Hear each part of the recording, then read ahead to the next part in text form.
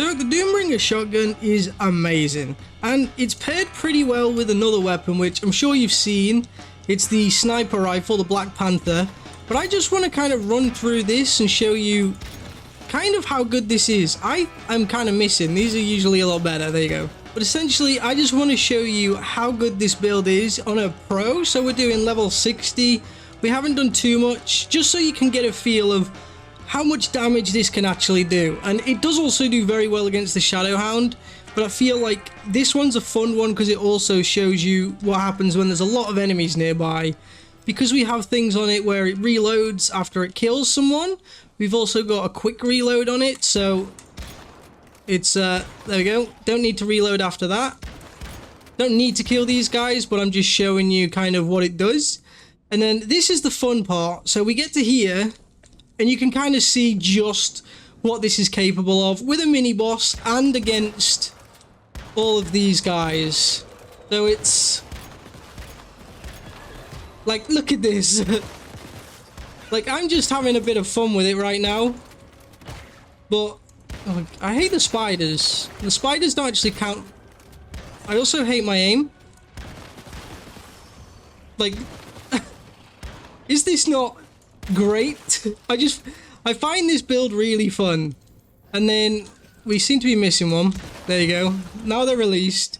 So we'll get these and then I'll show you the mini boss. And it's just super fun.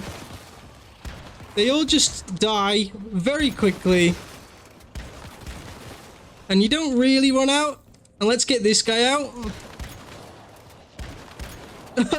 And there you go. That's the mini boss done. So, I mean, that's all well and good, but it gets better because it also works against the bigger boss once we get through here, and then the actual main boss. The only thing is the durability obviously goes down kind of quick because you're just blasting through stuff. But if I can run through here and just show you this, it's this guy. Oh, that's not good. Yeah, that's just me being bad at the game. And somehow I've swapped over to my gun, to my thing. That guy can what is happening? Okay. I've never had this much trouble. I think I was just rushing a bit too much, but look at that. We're already done. Oh. Didn't mean to go back through there, but yeah. So, like, it doesn't look like it's doing too much. Because we're not hitting dead on. Okay. We'll do that. And then it would help if I could aim. But the main part that we want to get to is around here. And I need to get over here for this. Yeah, we are a bit closer to them actually when we're upstairs, but you can basically just shoot in like that. Run back around. Weave between them. And then come on.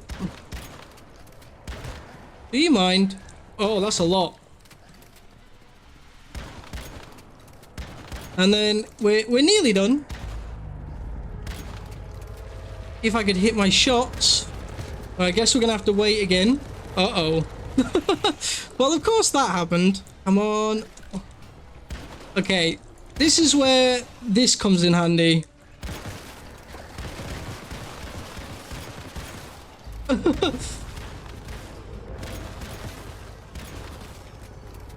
And there you go. Look at that. Let's try and get over, and then we can just... And then hide behind. And then this one. If I could hit. And then we'll go around to the last one, and we'll be done. But yeah, pretty easy. Oh, we got an atomic lighter as well. Nice. But yeah, that's how to do the boss. A level 5? Okay, I think this is my first level 5 ever. I would very much like this. That was lucky. And then we'll grab this, see what we get. Like, this is just a fun run. It gets you weapons and stuff as well.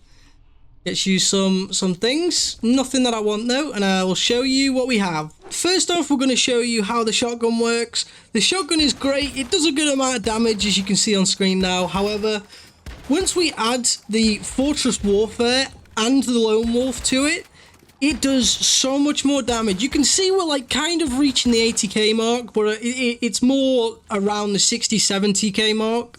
DPS, which is absolutely crazy for the shotgun, and it's really good. It does a lot against the bosses too, so that really helps with pro stuff, even if you're doing it solo. Then we have the sniper build, which you can see here, and after this I will show you kind of little bits from me sniping the Manibus. It is super good. It does a good amount of damage with its Fortress Warfare and stuff. It does even more. It has, for me, I can't get a clip of it, I didn't record it, but it has, when we were fighting the actual Manibus Prime War, got over 100,000 damage, which is crazy from just one shot. But this is also a really versatile build. As you can see, we have the MPS 7, which this is a Bullseye build, but even just putting a shrapnel gun on it, we're getting 10 to 20k DPS, which, you know, for not even putting points into that is pretty mental. So it's super versatile, super good for that, and I've really been enjoying it. However, I'm going to start showing you a bit of the Manibus and talking you through it, because it's been super good. So as you can see, this eats through the Manibus pretty quickly. It's really good. You can just sit back, shoot at the arms, but this is the kind of damage it does. And you can see I've done it on a few mobs here where we just shoot the mobs, and it's doing a decent amount of damage and kills them in one hit. But at the same time, we're dealing a lot to Manibus, like 20, 40k at a time, sometimes 60k. And like I said, I have hit that 100k, but we haven't quite got it. But it's crazy, and it's been super good, super useful. It's helped me through boss battles, it's helped me through silos, it's helped me through the Prime Wars. Like, they've been insane, and I've been getting really decent damage on it, like almost top every time. So yeah, this is kind of the build that we're working with, and I'm going to show you now what kind of stuff we have on everything. So this is what we have. As you can see, we've got the Agent Mask, Agent Helmet, then we've got the boots on the ground, and we have the Renegade gloves, pants, and jacket, as well as the Black Panther and the Doombringer. So we'll start off with the Doombringer. This is obviously calibration 10 and stuff. I've smashed into this. This one I've got, I wasn't really aware of what to get, but when I saw that I had this is a, when spreading marks the Bullseye. When a marked enemy is defeated, the Bullseye will spread to one enemy. So this is really good, particularly with this when stuff dies, but at the same time, it does help with bosses, because usually there's a lot of other stuff and you kill it and it spreads to the boss.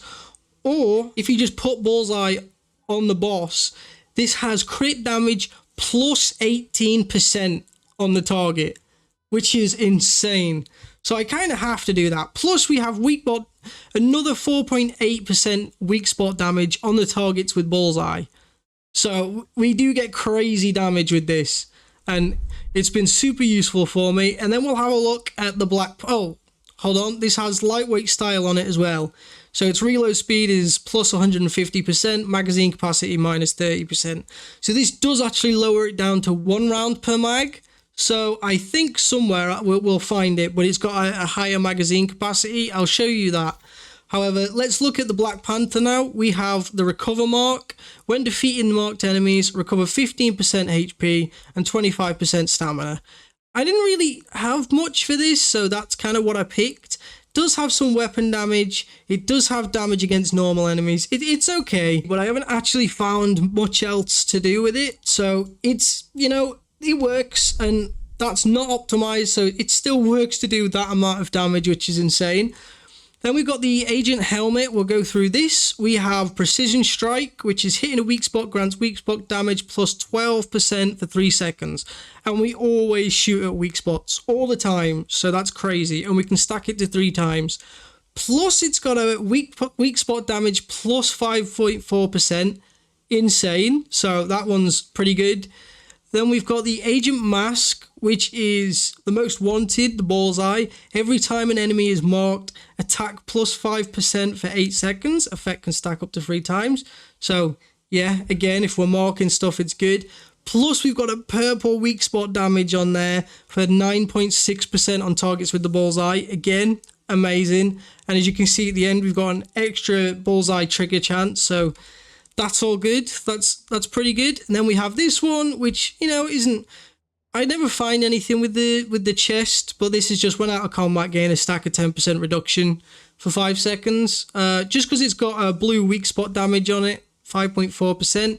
That was quite nice. We have the Renegade Gloves. I forgot to show off this, actually. So this does have the rapid style, bolt pulling speed 50%, reload speed plus 50%, and attack minus 10 because it's super good and super quick.